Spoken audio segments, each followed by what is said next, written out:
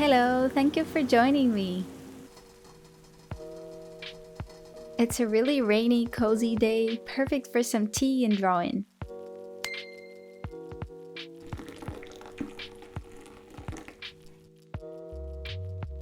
I found some footage of me painting with markers, so I thought I could come talk about the process a little bit.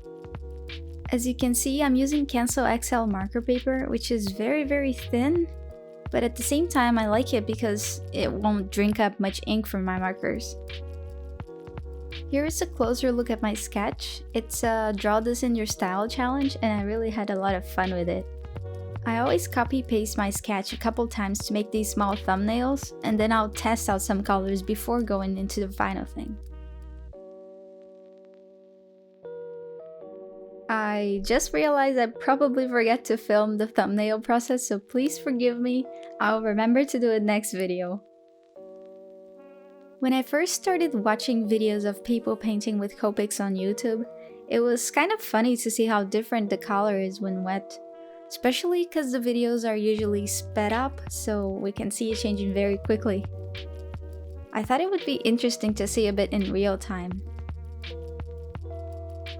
And in actual real life, since it takes some time to dry, it's a pack of mixed feelings. As soon as you start, the paint is dark and desaturated, but then it clears up kind of fast.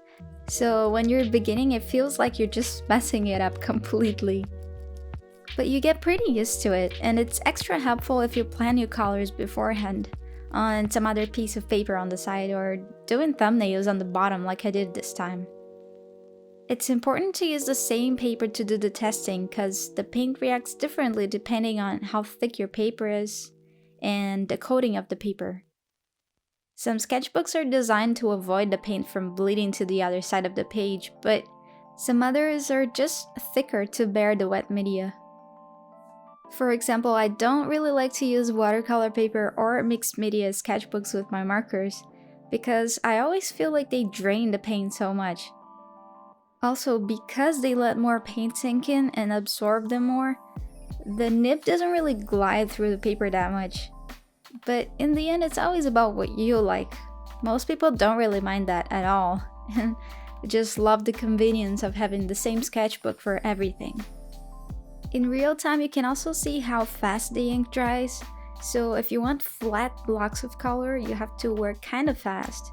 But not only that, if you go over an area that already dried, you're gonna create another layer of paint, so if you don't want them overlapping each other, it's better to divide your area in small sections, and if you still get patches, it helps to add another layer of color to the whole area again.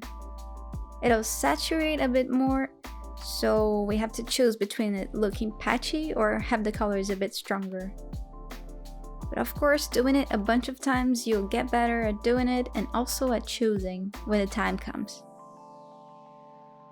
When the time comes, that sounded really serious. I am not serious, like at all.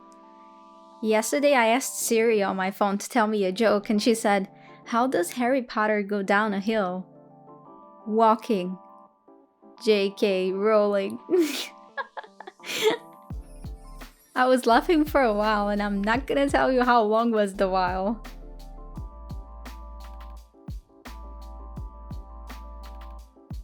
Okay, now colored pencils.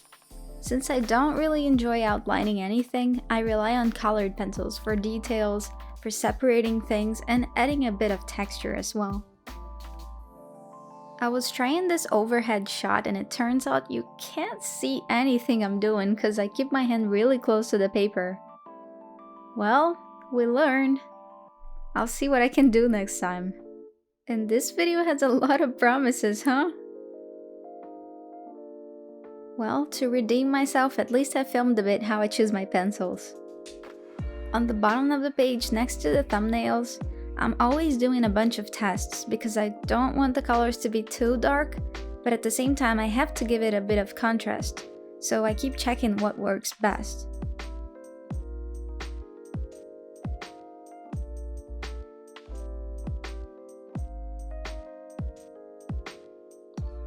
Once I'm done, I'll show you how I scan and clean up everything.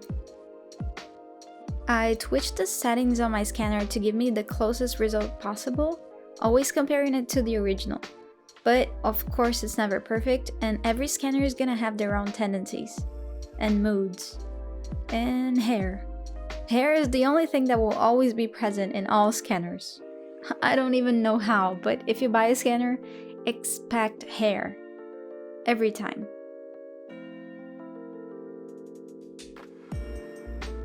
You're gonna have to play with your settings, but I usually turn down the contrast and the brightness.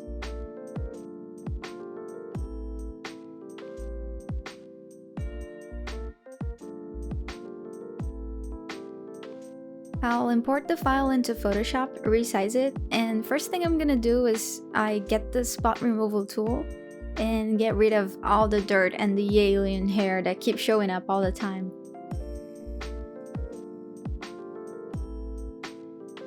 I'll create another layer and do my cleaning. I have no idea why I was cleaning part of the page that I don't even care about. I guess it's the perfectionist blood I have? Or maybe I just really like cleaning. Who knows?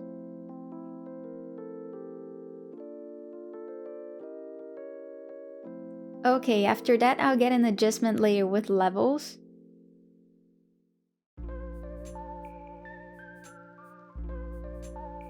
I'll click this white eyedropper here to let Photoshop know that it's my brightest point on the image, the thing that it's gonna recognize as white. Then I'll bring up my grays a little bit, and black.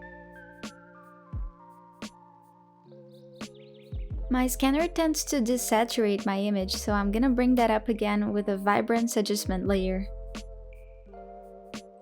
When I do this, the filter is applied to the whole image, and it's making the mouth look too strong. So I'll enter my layer mask and paint that black with a soft brush.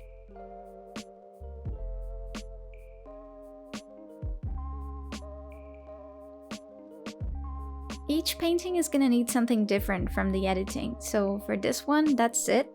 It looks pretty much like the original, so I'm just gonna tone down a few things so I don't have too much contrast, and then export it. And that's all for today. I feel like it was very short, but I wanted to show you anyways. So thank you again so much for watching, and I'll see you on the next video. Bye!